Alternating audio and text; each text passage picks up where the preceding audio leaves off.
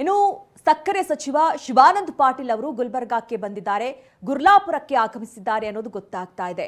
ಈಗಾಗಲೇ ರೈತರ ಜೊತೆ ಮಾತುಕತೆಯನ್ನ ನಡೆಸಿರುವಂತಹ ಸಿಎಂ ಸಿದ್ದರಾಮಯ್ಯ ಆದಷ್ಟು ಬೇಗ ಆದೇಶ ಹೊರಡಿಸೋದಾಗಿ ಹೇಳಿದ್ದಾರೆ. ಈ ಕುರಿತಂತೆ ಶಿವಾನಂದ ಪಾಟೀಲ್ ರೈತರೊಟ್ಟಿಗೆ ಮಾತನಾಡಲಿದ್ದಾರೆ. ಬೆಳಗಾವಿ ಜಿಲ್ಲೆಯ ಮೂಡಲಗಿ ತಾಲೂಕಿನ ಗುರ್ಲಾಪುರ ರೈತರೊಂದಿಗೆ ಮಾತುಕತೆಯನ್ನ ನಡೆಸ್ತಾ ಇದ್ದಾರೆ ಸಕ್ಕರೆ ಸಚಿವರು. ಈಗಾಗಲೇ ಸರ್ಕಾರ ಮಾತು ಕೊಟ್ಟಂತೆ 100 ರೂಪಾಯಿಯಷ್ಟು ಅಂದ್ರೆ 3,300 ರೂಪಾಯಿ ದರ ನಿಗದಿ ಅಂತ ತಿಳಿಸಿದೆ. ಈಗಾಗಲೇ ಸಿಎಂ ಸಿದ್ದರಾಮಯ್ಯ ಈ ಬಗ್ಗೆ ಘೋಷಣೆ ಮಾಡಿದ್ದಾರೆ. ಸ್ವತಃ ಈಗ ಸಚಿವರು ಆಗಮಿಸಿದ್ದಾರೆ. ಗುರ್ಲಾಪುರಕ್ಕೆ ಆಗಮಿಸಿರುವಂತಹ ಸಚಿವರು ನೋಡ್ತಾ ಇದ್ದೀರಿ. ಈಗಾಗಲೇ ರೈತರೊಟ್ಟಿಗೆ ಒಂದಷ್ಟು ಮಾತುಕತೆ ಕೂಡ ನಡೆದಿದೆ. ರೈತರು ಕೂಡ ಸಂತಸವನ್ನ ವ್ಯಕ್ತಪಡಿಸಿದ್ದಾರೆ. ಅವರ ಬೇಡಿಕೆ ಇದ್ದು 3,500 ರೂಪಾಯಿಗೆ, ಕೊನೆಯದಾಗಿ 3,400 ರೂಪಾಯಿ ಆದರೂ ಸಿಗುತ್ತೆ ಅಂತ ಅನ್ಕೊಂಡಿದ್ರು. ಆದ್ರೆ ಸರ್ಕಾರ ಸಾಕಷ್ಟು ಪ್ರಯತ್ನ ಮಾಡಿ ಸಭೆ ಮೇಲೆ ಸಭೆ ನಡೆಸಿ ಈಗ 3,300ಕ್ಕೆ ಒಪ್ಪಿಗೆಯನ್ನ ಕೊಟ್ಟಿದೆ.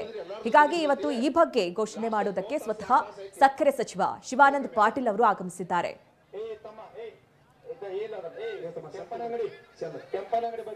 ಒಂದೇ ಮಾತು ಹೇಳ್ತೀನಿ, ನಿಮ್ಮ ಕೆಲಸ ಮುಗಿದಿದೆ, ನಮ್ಮ ಕೆಲಸ ಶುರು ಆಗಿದೆ.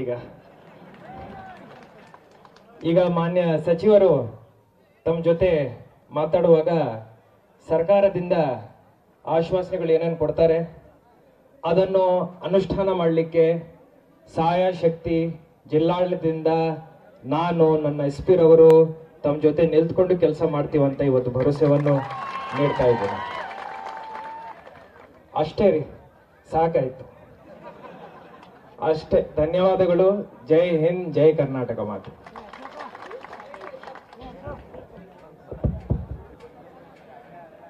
ಯಾವಾಗಲೂ ರೈತರ ಪರ ಹೆಸ್ಕಾಂ ಹುಬ್ಬಳ್ಳಿ ಒಳಗಿದ್ದಾಗಿಂದ ನಮ್ಮ ಜಿಲ್ಲಾಧಿಕಾರಿಗೆ ಬಂದಾಗ ಸಚಿವರಿಗೆ ನಾನು ವಿನಂತಿ ಮಾಡ್ಕೊಳ್ತೀನಿ, 31 ಜಿಲ್ಲೆಗೆ ಇಂಥ ಜಿಲ್ಲಾಧಿಕಾರಿಗಳ ಸಿಕ್ಕರಂದ್ರೆ ನಮ್ಗೆ ರಾಜಕಾರಣಿಗಳ ಅವಶ್ಯಕತೆ ಇಲ್ಲ ಅನ್ನಿಸ್ತೈತೆ ಸರ್.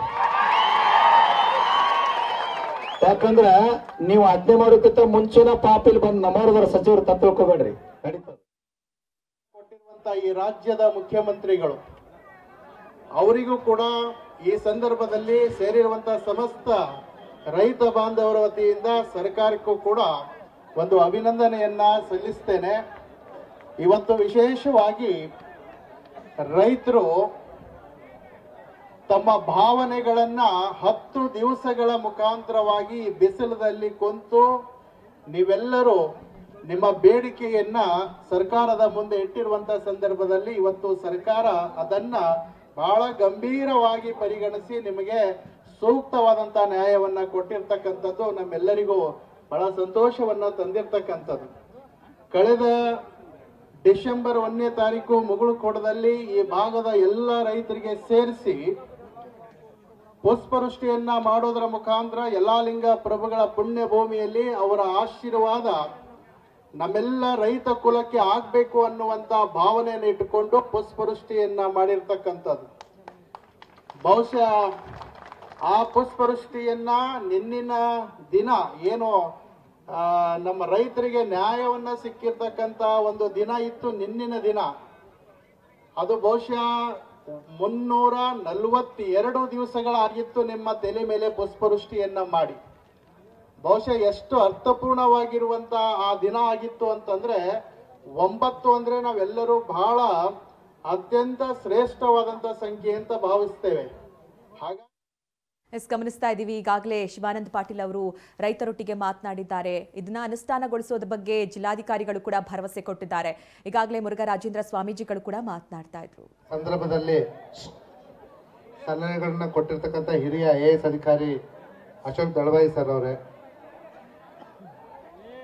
ತಡೆಯುವ ಮುಂದೆ ಬರ್ತೇನೆ ಕೊಡ್ರಿ.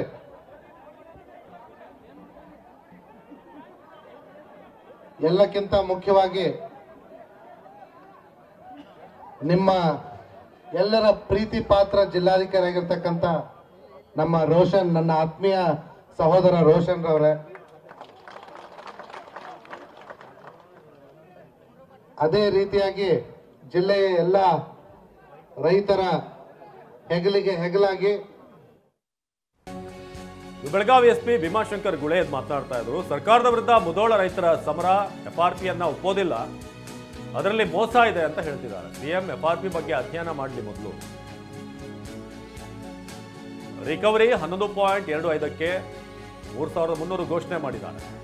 ಕಬ್ಬಿನ ಬಾಕಿ ಪಾವತಿ ಕೂಡ ನಮ್ಮ ಪ್ರಮುಖ ಬೇಡಿಕೆ. ಸಕ್ಕರೆ ಸಚಿವರು ಪ್ರತಿಭಟನಾ ಸ್ಥಳಕ್ಕೆ ಭೇಟಿ ನೀಡಬೇಕು ಅಂತ ಒತ್ತಾಯ ಇತ್ತು. ನಂತರ ಅವರು ಬಂದು ನಮ್ಮ ಜೊತೆ ಸಚಿವರು ಚರ್ಚೆ ಮಾಡಬೇಕು ಅಂತ ರೈತರು ಬೆಳಗ್ಗೆಯಿಂದ ಪಟ್ಟು ಹೇಳಿದ್ರು. ಅಲ್ಲಿವರೆಗೂ ಕೂಡ ಪ್ರತಿಭಟನೆ ಹಿಂಪಡೆಯಲ್ಲ ಅಂತ ರೈತರು ಹೇಳಿದ್ರು. ನಂತರ ಅಲ್ಲಿ ಶಿವಾನಂದ ಪಾಟೀಲ್ ಅವರು ಬಂದಿದ್ದಾರೆ. ಅಲ್ಲಿವರೆಗೂ ಕೂಡ ನಾವು ಯಾವುದೇ ಕಾರಣಕ್ಕೂ ಕಾಂಪ್ರಮೈಸ್ ಆಗುವಂತ ಪ್ರಶ್ನೆ ಇಲ್ಲ. ಅಂದ್ರೆ ಇದು ಮುಧೋಳದ ದೃಶ್ಯಗಳು. ಮುಧೋಳದಲ್ಲಿ ಈಗ ರೈತರು ಪ್ರತಿಭಟನೆಯನ್ನ ನಡೆಸ್ತಾ ಇದ್ದಾರೆ.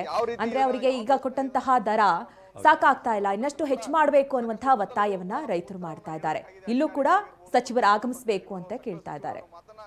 ರೈತರು ಹೇಳಿದ್ದಾರೆ, ರೈತರನ್ನ ಟೆಂಟ್ ಹಾಕಿಕೊಂಡು ನಮ್ಮ ಪ್ರತಿಭಟನೆ ಏನಿದೆ ಅದು ನಿರಂತರವಾಗಿರುತ್ತೆ ಅನ್ನೋ ಮಾತನ್ನ ಹೇಳ್ತಾ ಇದ್ದಾರೆ. ಅದ್ರ ಜೊತೆಗೆ ಈ 3,300 ರೂಪಾಯಿ ಏನು ಬೆಲೆಯನ್ನು ಘೋಷಣೆ ಮಾಡಿದೆ, ಇದರ ಹಿನ್ನೆಲೆಯಲ್ಲೂ ಕೂಡ ಸಾಕಷ್ಟು ಗೊಂದಲವಿರುವಂತದ್ದು. ಅಂದ್ರೆ ರಿಕವರಿ ಆಧಾರದ ಮೇಲೆ ಯಾವ ರೀತಿ ಇದನ್ನ, ಯಾವ ಬೇಸ್ ಮೇಲೆ ಇದನ್ನ ಅನೌನ್ಸ್ ಮಾಡಿದ್ರು ಅನ್ನೋ ಒಂದು ವಿಚಾರಕ್ಕೆ ಸಂಬಂಧಪಟ್ಟಂತೆ ಕೂಡ ಸಾಕಷ್ಟು ಗೊಂದಲಗಳು ಕೂಡ ನಮಗೆ ಉತ್ತರವನ್ನ ನೀಡಬೇಕಾಗಿದೆ. ಅಧಿಕಾರಿಗಳಾಗಿರ್ಬೋದು ಮತ್ತೆ ಜನಪ್ರತಿನಿಧಿಗಳು, ಸಕ್ಕರೆ ಸಚಿವರು ಅನ್ನೋ ಮಾತನ್ನ ರೈತರು ಹೇಳಿದ್ದಾರೆ. ರೈತರನ್ನ ಟೆಂಟ್ ಹಾಕಿಕೊಂಡು ನಮ್ಮ ಪ್ರತಿಭಟನೆ ಏನಿದೆ ಅದು ನಿರಂತರವಾಗಿರುತ್ತೆ ಅನ್ನೋ